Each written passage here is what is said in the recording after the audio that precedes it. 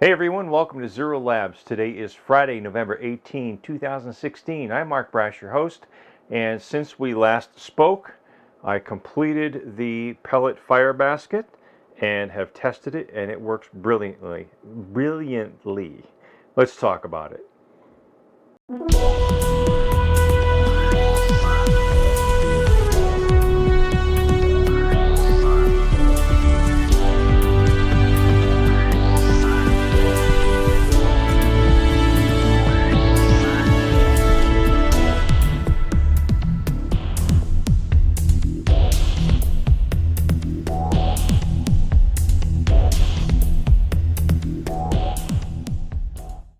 So since my last video, I actually did go ahead and weld it up and put the whole thing together. I do apologize for not bringing you step by step through that process, but here is a brief walk around of the pellet fire basket after completion. I actually had to burn this evening to preheat the workshop to do some work on my wireless mic, which was going bad on me. And once I got it warmed up, now I have this to film to produce a video with. But you can see in this video clip how the sloped face of the pellet fire basket, the rods are staggered from one another. So the spacing between the rods when they are side by side is 3/16 of an inch, which is impossible for 1/4 inch diameter pellets to pass through. And the spacing between the rods in the section of the pellet fire basket where the rods are staggered is just under 1/4 of an inch. So as soon as the pellets reach less than 1/4 of an inch, it is possible for them to fall through the face of the fire basket that faces downstream of the flame. All right, and what happens is, if you look at this picture right here, you'll see that I've indicated the direction of airflow down the fire, or down the fuel inlet tube of the fire basket, or of the rocket stove, and they make a right angle bend and pass through the base of the fire basket as well as underneath. Now, the discharge rate of the expended pellets is quite a bit faster on the sloped face, so they tend to make a small pile in front of the fire basket until they are fully consumed, and then the ash is carried the rest of the way and spreads pretty evenly across the bottom of the horizontal burn tube in the fire basket.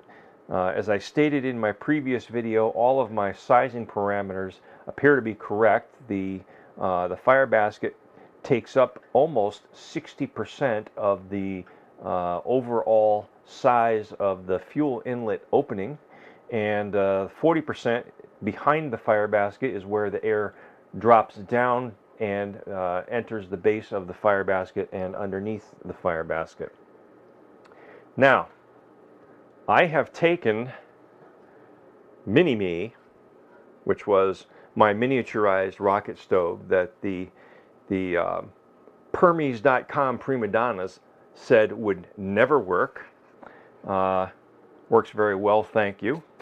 I frequently hit 1,000 degrees at the top of the stove. I've scaled this up, and I've built a fire basket for one of my regular nerd herd, Critter, who lives over in Indiana, and his is a full-size rocket stove made out of a what is it, 100-pound propane tank? I think that's how they rate it.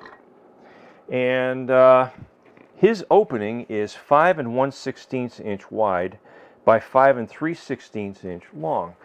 So, like mine, the left and rightmost rods sit less than 3/16 of an inch from the sides of the fuel inlet for his rocket stove. I've made a handle at the top just like mine, and I've boxed in the top so that the pellets will drop down freely and not have any air passing through the pellets until they drop down below a certain level in the basket. The actual opening for his rocket stove, if I look at the diagram correctly, is just above this horizontal rod right here. So this is the opening of his rocket stove, and it will sit maybe 3/4 of an inch to an inch off the floor, depending on how he adjusts the height in the fuel inlet for his rocket stove. He bought the rods. These are 3/16 inch rods. Mine are 1/8 inch. These are 3/16 inch diameter 308L stainless steel rods. He bought the rods, sent them to me, and as an experiment to test my theory on the appropriate sizing for the pellet basket in various different size rocket stoves, I built this for him to try on his rocket stove to send me back the data that I need to confirm or disprove that my theory for the proper dimensions for the pellet fire basket are correct. I'm pretty sure they will be correct. If you need to make any minor adjustments after the steel has been softened by running it in the stove, you can just tap it with a hammer and move them a little closer. They're probably spaced a little bit too far apart right now. So after he makes his first or second burn, he may find that he needs to close up this gap just a little bit to reduce the discharge rate of the spent pellets when they're burning. But this thing is going to go very hot. I'm pretty confident that this thing is going to burn really, really well for him.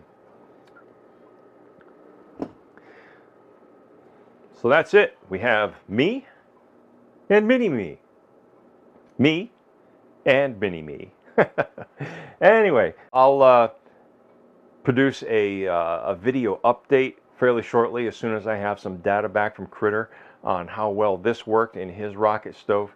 And once we get that data back, then we can very confidently say one way or the other, you know, this is how to proceed when you want to make your own.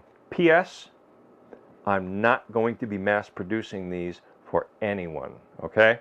Don't start sending me stainless steel rods and say, hey, Z, can you make me one too? No, not happening. Too much work goes into these. Very, very difficult to make, and you don't want to be making them that often. I made this one.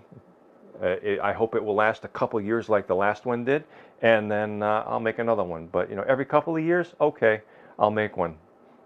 That's about all I really care to make. So thanks all for watching. Hope you enjoyed this little series. As always, please rate, share, comment, and subscribe for my videos. And peace, everyone.